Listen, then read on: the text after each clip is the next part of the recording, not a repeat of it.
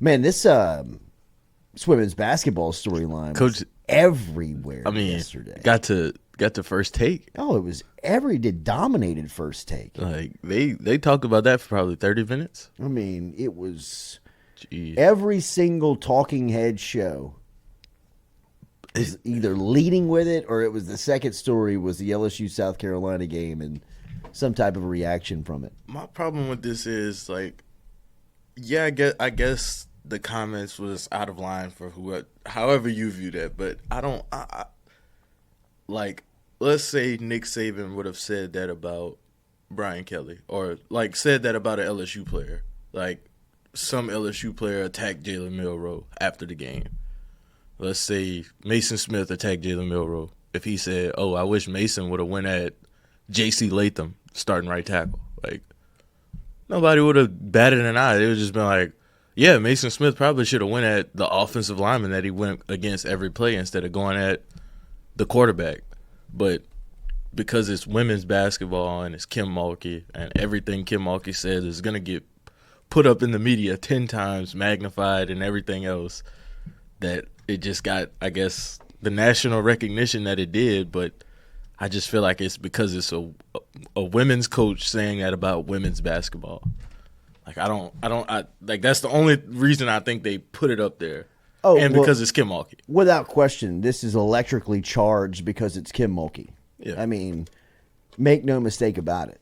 She has gotten to a point where everything she says is, hey, look, it's broken down. And from the storyline of South Carolina and LSU, it's good versus evil. I mean, this is being played up in the media and now going to have a storyline surrounding it that continues to just boil and bubble and build up so that the networks are crossing their fingers and, you know, probably going to set this bracket up with the intention of setting up a meeting between them either in the, you know, the final weekend, whether it's the Final Four of the national championship, and try and build up as much interest and passion as they can for the fan bases to try and draw the biggest number. I mean, this is absolute bait that is being put out for everybody out there to try and bite and see if they can't pull everybody in on the next time that these two teams meet, because it feels like they are on a crash course at some point to meet again before the national championship is decided, whether it's the national championship game or the Final Four. And you'll see that clip of the SEC championship fight. You'll hear the audio of Angel Reese claiming that we're not scared when she's referring to her LSU team of South Carolina. And she said let me repeat that, we're not scared of South Carolina. And then the Mulkey comment of, you know, asking or, you know, telling Cardoza she wishes that she would have, you know, pushed Angel Reese rather than pushing Flaugier because of the size difference. You're going to see that stuff hundreds, thousands of times over the next couple of weeks, especially for as long as these two teams are still alive in the tournament. I mean, there are TV executives, there are people within the advertising world, within the television world, within the media world that are making decisions with the people that put these brackets together in trying to find the best road for LSU and South Carolina to meet up, because they know this is a ratings volcano that, you know, could explode. And you've got every element you need for this to be great drama. You've got the two personalities in Dawn Staley and Kim Mulkey, which you can already be divisive about. I mean, you can find a side on each side of the fence. And not because of the race, but because of the storylines of what people are building up. And then you have the two teams in which you have these big personalities.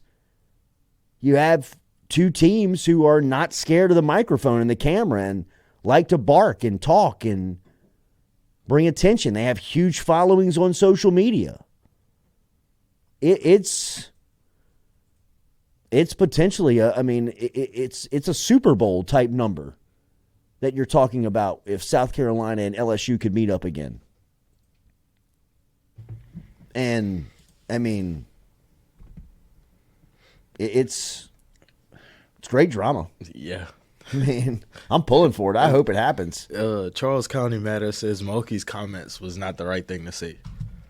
Coach, I disagree. I think that's and it's not just because it's Kim Mulkey, right? I think sometimes if you really want to be, get the access, you have to understand that competition's not always pretty. Competition's not always, easy on the eyes. Competition's not always roses and rainbows to talk about. I mean, sometimes it gets a little grimy.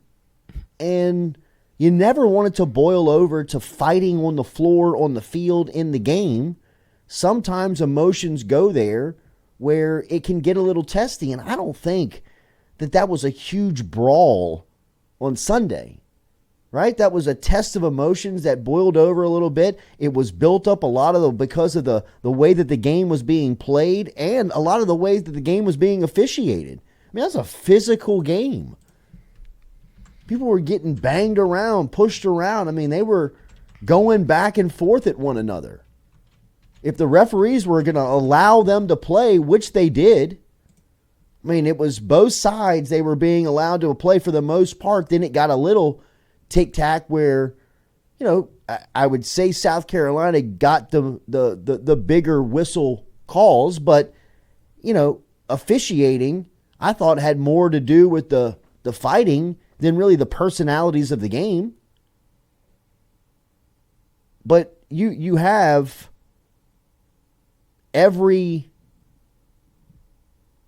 element you need to build this up, to make it an absolute juggernaut. I mean, it's a ratings bonanza. But I mean, criticizing Kim Mulkey for saying that after a game, and Ryan Day literally asked where Lou Holtz was because he wanted to punch him in his face after a game. And that's a football coach. And that's what an old happens man. When you put a microphone in the face of a coach After competition. Exactly after the competition. That's what happens when a coach sits down and the first time she's got a chance to really think after she's been in this whirlwind of competition, she's going to say some things that may not hit the right way with everybody. But the truth of the matter is that's competition. She tells her team that. I'm sure behind closed doors, Dawn Staley says some things to her team that she doesn't necessarily say in the public or want people to hear. And it's not a right versus wrong. It's just that's the way they operate. That's the competitive spirit of it. If you don't agree with it, okay, that's fine. I bet you're going to watch. And that's really all it's about. You don't have to agree, disagree with the principles of the coaches and the teams. And I'm here for the competition. These two teams hate each other. They're two of the best teams in the sport. Let's play. Sounds awesome. Where can I buy a ticket? I mean, that's the stuff that you kind of miss. Yeah. I mean, I'm tired of seeing people help everybody up and, laughing and shaking hands while people are shooting free throws and before and after the game. I mean, look, I'm not here to promote bad sportsmanship, but I'm all right if the competitors don't like each other. Yeah. I'm okay if they're talking trash. I loved Cordoza and Reese barking at each other as they were trying to post each other up on Sunday. That's good. I mean, that's good stuff. I love my DBs barking at wide receivers. I love the wide receivers making plays and standing over the DBs and telling them first down. I mean, they don't like each other. Good. Next 3 hours, y'all compete. See what happens. I mean, South Carolina basketball and LSU women's basketball can't stand each other. Awesome. Wins the next game.